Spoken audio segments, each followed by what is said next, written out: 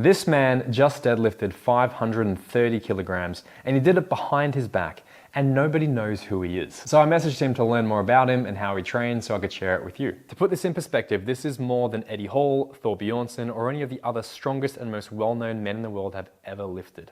Meanwhile, Jop is 29 years old, 100% natural, and just does this in his backyard for a little bit of fun. I absolutely love this because it's so motivating, it's so inspiring, and to some degree, it's so wholesome because he's not doing it for fame or social media clout or anything like that. He's doing it purely for the love of lifting and getting stronger. So I'm going to take you through some of our messages so you can see exactly what he does to get so strong. But before we get there, we've got to talk about this behind the back lift. As you guys might know, I'm a huge fan of these unconventional odd lifts. Things like the Zercher squat, or the snatch grip deadlift, or the reverse grip bench press, and the hack lift as well. These are exercises that aren't just weird and quirky and gimmicky for the sake of it. They do offer some unique benefits that can help you on your journey. The first reason why you might want to try the hack lift is due to your body proportions. So if you have a look here at me and Katrina, you can see that we are roughly the same height. I mean, she's just a little bit taller than me by, I think, 1 inch. But if you take a look at our proportions from the side here, you can see where her hips are compared to where my hips are. You see where her shoulders sit compared to where mine sits, and of course she is taller than me. Katrina has a short torso and longer legs, while I've got a long torso and shorter legs. This becomes really apparent when you get us sitting down, because you can see here that now I am taller than her. But once we stand up, you're going to see that she is now back to being taller than I am. Now the way this manifests in a deadlift is quite interesting. If we come across here to the deadlift, you can see at the very start, let me back this up just a little bit, I maintain a pretty upright, well, 45-degree-ish torso, whereas Katrina has to bend forwards significantly more. This allows her knees here to stay just behind the bar when she starts to lift up, which is the same position as me here. But because her legs are so much longer than my legs, it forces her butt to come higher, which causes her body to come forwards more. Now, we'll see this when you go to lift.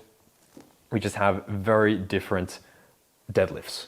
They're both completely fine, they're both correct, but for her personally, she finds she gets a lot more pressure in her lower back and she can't feel as much through her legs when she's doing a deadlift. All else being equal, I'll always get more out of my quads and my entire lower body compared to Katrina. She's always going to get more through her lower back, which again, not wrong, not bad.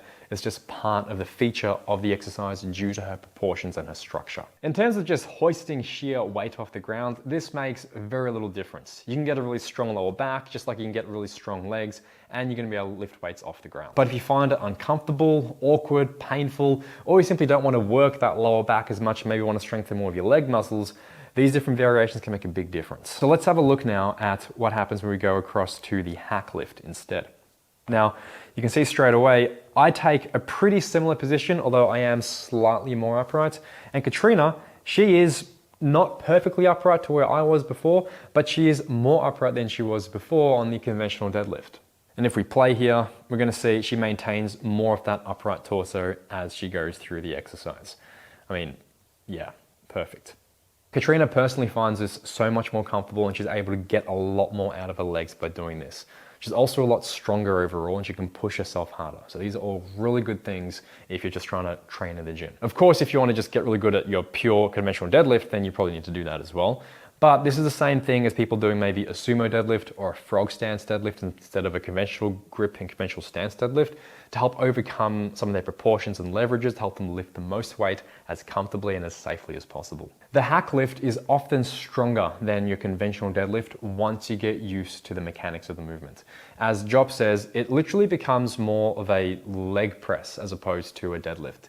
The way that the bar gets positioned right underneath your natural center of gravity reduces a lot of the pressure on your lower back, which can be a lot more comfortable. If you want to try the hack lift, it's very simple. You just need to stand in front of the bar instead of behind the bar and grab onto it, lift it up. What you'll probably notice straight away though is just how awkward and uncomfortable it feels because you're not used to lifting in this way. You'll need to shift your weight a little bit further forwards into the midfoot or around the ball of your foot as opposed to being more into the heels. You'll also need to change the way that your body reaches the full extension at the lockout, where the timing of how you'll straighten your legs out versus your hips will change just slightly. Don't overthink it though, just take your time, get some reps in, add weight to the bar, and find what's most comfortable and strongest for you. You can use the hack lift as a complete replacement for the conventional deadlift if you prefer.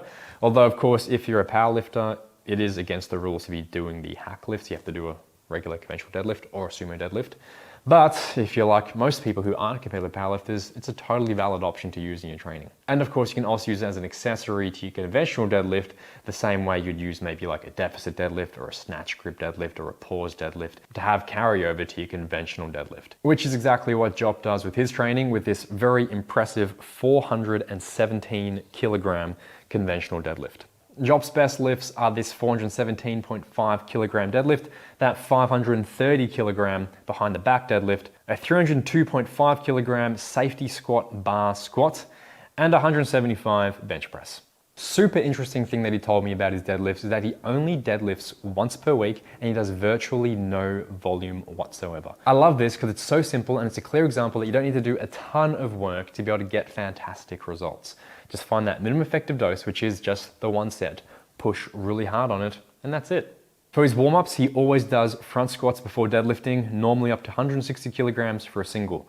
I've done this a lot in the past in my own training for deadlifts because I find that with that anterior leg in front of your body, when you're doing the front squat or a goblet squat or a Zercher squat, you're able to sink so much deeper into the bottom of the squat with an upright torso, which helps just open up everything through the hips and gets you feeling really groovy before your deadlifts. His full workout that he does once a week for his deadlifts is very simple. He works up to one top set on his front squats, then he works up to one top set on his deadlifts, which could also be the behind back deadlift or deficit deadlifts.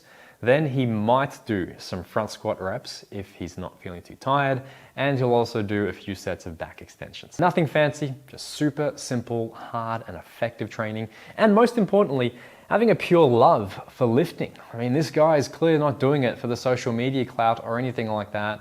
He's just training because he wants to get strong and loves to document his process. I think it'd be so fascinating to see somebody like Eddie Hall, Thor Bjornsson, or Mitch Hooper working with the hack lift for a long period of time, because I think there's a lot of untapped world records out there on this exercise because of how strong it is. Because as you do notice here for Jippin and for just about all lifters, once you get used to it, that hack lift will be stronger than your conventional deadlift. Go check him out and show him some support on social media. And if you want a program to get stronger, build muscle, move better, check out my programs on Gambaru.